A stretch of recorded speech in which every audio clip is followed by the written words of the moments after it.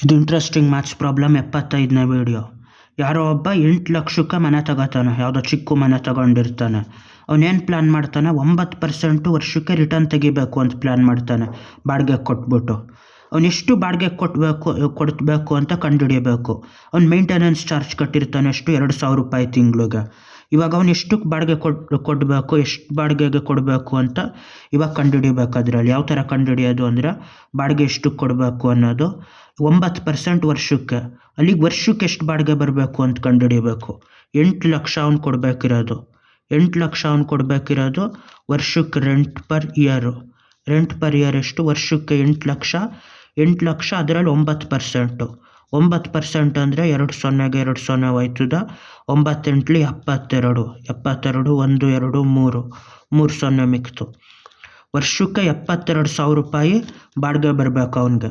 ವರ್ಷಕ್ಕೆ 20 ಅಂದರೆ ತಿಂಗ್ಳಿಗೆ ಎಷ್ಟು, ಇದು ಪರ್ ಇಯರ್ ಆಯಿತು. ತಿಂಗ್ಳಿಗೆ ಅವನಿಗೆ 72,000 ಡಿವೈಡೆಡ್ ಬೈ 12.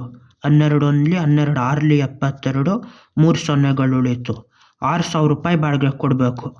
ಯಾವುದು 8 ಲಕ್ಷಕ್ಕೆ ತಗೊಂಡಿರೋ ಚಿಕ್ಕ ಮನೆಗೆ ಅದನ್ನು ತಿಂಗ್ಳಿಗೆ 6,000 ಬಾಡಿಗೆ ಕೊಡಬೇಕು. ಅವ್ನಿಗೆ 2,000 ಮೇಂಟೆನೆನ್ಸ್ ಚಾರ್ಜ್ ಬರ್ತದೆ. ಅದನ್ನು ಬಿಟ್ಟು ಅವ್ನಿಗೆ 9% ರಿಟರ್ನ್ ಬರಬೇಕು ಅಂದರೆ ಅದನ್ನು ಇವನ ಮೇಲೆ ಹಾಕಬೇಕು. ತಿಂಗ್ಳಿಗೆ 2,000 ಬಾಡಿಗೆ, 6,000 ಪ್ಲಸ್ ಅವ್ನು 2,000 ಮೇಂಟೆನೆನ್ಸು, 8,000 ರೂಪಾಯಿ ಬಾಡಿಗೆ ಕೊಡಬೇಕು. ಈ ಥರ ಇಲ್ಲಿ ನಡೆಯೋದಿಲ್ಲ ನಿಜವಾಗಿ, ಅದು ಅವನಿಗೆ ಕೊಡಬೇಕಿರೋ ಬಾಡಿಗೆ. ಇದೆಲ್ಲಿ ನಡೀತದೆ ಅಂದರೆ ಅಮೇರಿಕದಲ್ಲಿ ಆಯ್ತದೆ ಈ ಥರ, ಒಂದು 4-5% ಥರ.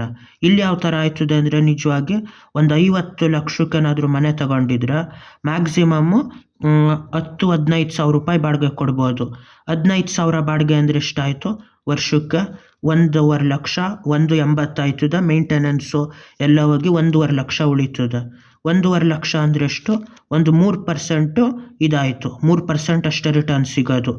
ಯಾವ ಥರ ರಿಯಲ್ ಎಸ್ಟೇಟ್ ಒಂಚೂರು ಏರಿರ್ತದೆ, ಅದರ ಬಾಡಿಗೆ ಏನು ಬರೋದು 3% ಅವನಿಗೆ. ಆಮೇಲೆ ಇಲ್ಲಿ ಬ್ಯಾಂಕಲ್ಲಿ ಏನಾದರೂ ಲೋನ್ ಮಾಡಿಸಿದ್ರೆ ಅದು 8-9% ಆಗಿರ್ತದೆ.